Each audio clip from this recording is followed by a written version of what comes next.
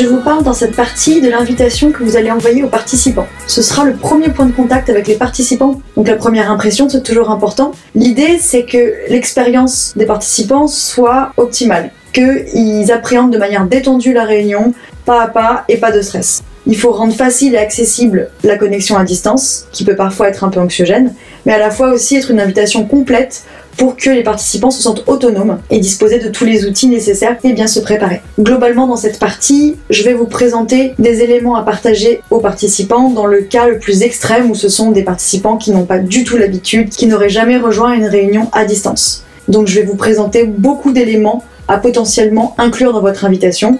Ce sera bien évidemment à vous de faire le choix en fonction du degré de maturité de vos participants dans les réunions à distance. Je parle bien de la spécificité du à distance. Premier point d'information à inclure dans votre invitation, ce sont les outils que vous allez utiliser, à commencer par l'outil de communication, puisque comme il vous l'a été présenté, l'outil de communication est celui qui est inévitable pour toute réunion à distance. Donc premier élément, c'est de partager aux participants les infos de connexion. Et là, gardez en tête d'en mettre le moins possible. Même pour les participants, surtout pour les participants qui n'ont pas du tout l'habitude, le moins d'infos, le moins de liens il y a, mieux ce sera, puisque sinon vous risquez de les perdre. Entre le numéro qui est valable quand on vient de Belgique, quand on vient d'Allemagne, quand on vient du Soudan, quand on vient des États-Unis, etc. Ça sert à rien si vous savez que tous vos participants sont en France, par exemple. Donc, allez-y mollo, un lien pour l'outil de visio, point barre, éventuellement un numéro de téléphone pour ceux qui n'arriveraient pas à se connecter via leur ordinateur. Vous pouvez inclure un tutoriel qui explique les fonctionnalités de l'outil de visio que vous avez choisi d'utiliser, comme celui que je vous montre en exemple. Vous retrouverez dans l'interface de ce module plusieurs tutos que vous pourrez réutiliser selon les outils que vous choisissez. Si vous pensez qu'il y aura besoin, vous pouvez rajouter aussi un lien dans l'invitation directement vers la FAQ de l'outil. Souvent les outils, ils ont sur leur site internet une foire aux questions pour aider les participants dans les premières prises en main d'un outil. Vous pouvez aussi proposer des créneaux au préalable avec les participants pour faire un test de connexion, vous rendre disponible avant le début de la réunion, la veille, le matin, dans l'heure qui précède.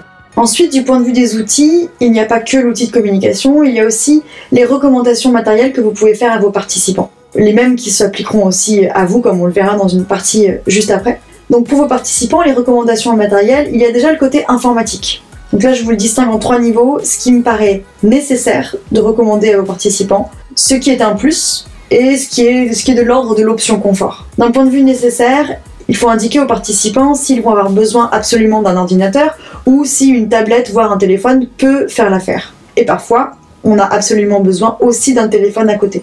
Donc, leur recommander sur quel type d'outils ils vont pouvoir se connecter. Ensuite, sur la connexion Internet, ça peut être intéressant pour les participants qui ne connaissent pas de leur donner quelques explications sur le fait que la connexion sera bien meilleure, par exemple avec un câble Ethernet qui reste le top du top. Et que, à choisir, mieux vaut se mettre en partage de connexion 4G depuis son téléphone que d'avoir un Wi-Fi de mauvaise qualité, trop faible ou instable. Par exemple, quand on est dans un lieu public, dans un espace de coworking où il y aurait trop de monde connecté sur la même box Internet. Et puis, dans le nécessaire, si vous avez prévu d'organiser une réunion avec de la visio, et bien sûr de demander aux participants de se munir d'une webcam, de couper également les notifications qui pourraient surgir sur leurs ordinateurs. C'est pour éviter déjà les nuisances sonores que ça pourra générer et éviter bien sûr que ça déconcentre les participants. Ensuite, dans la catégorie « ce serait mieux si », vous pouvez recommander aux participants d'avoir un espace d'écran le plus large possible. Le top, c'est d'avoir 2 écrans. Un avec la visio et un avec l'outil de travail qu'on utilise. Les participants peuvent aussi disposer d'un grand écran, en général les grands écrans fixes qu'on peut avoir dans des bureaux. Et puis, dans la catégorie « ce serait mieux si », vous pouvez recommander à vos participants de se munir d'un casque avec micro intégré pour la qualité du son. Ça permettra d'avoir moins de nuisances sonores de l'environnement dans lequel ils sont et donc de gagner en confort pour tous les participants de la réunion à distance. Et maintenant, dans la catégorie option confort, vous pouvez penser à recommander à vos participants de se munir d'une souris.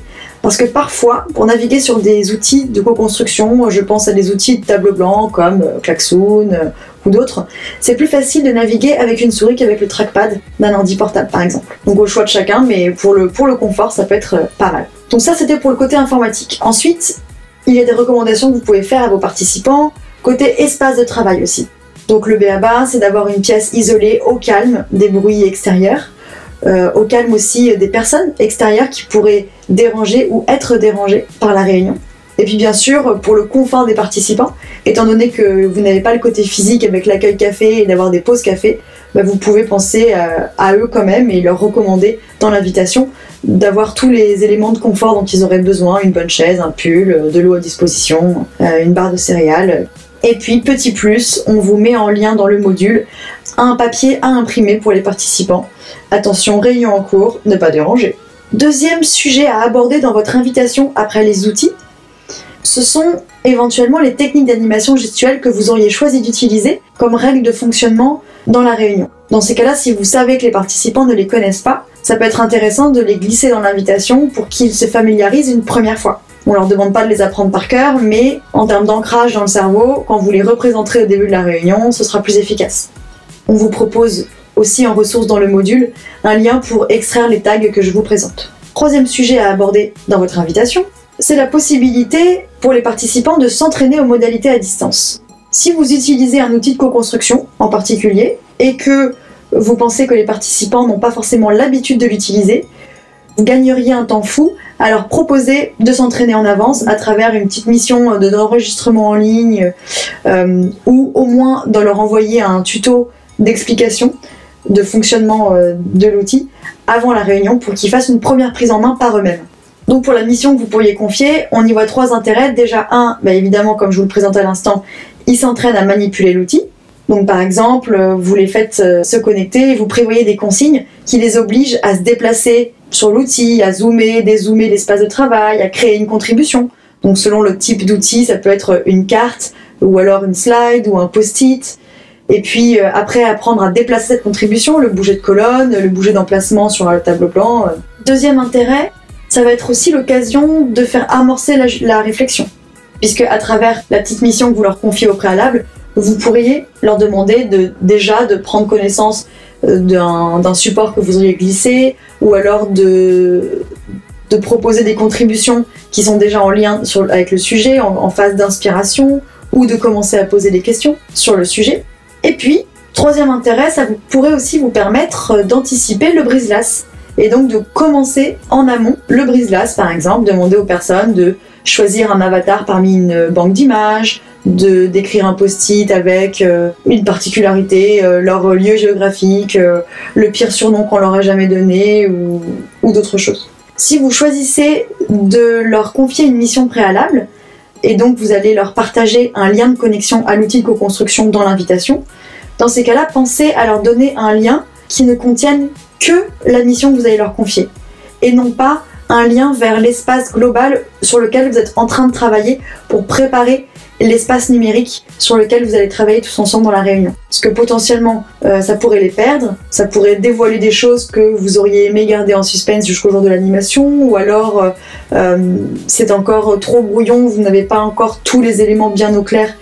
Bref, pour toutes ces raisons, il vaut mieux leur donner un lien avec uniquement l'espace d'enregistrement en ligne que vous leur réservez avant la réunion. Il y a certains outils qui vous permettent de faire des copier-coller. Dans ce cas-là, vous pouvez préparer l'interface finale de la réunion dans un autre document, puis venir le copier-coller sur ce même lien.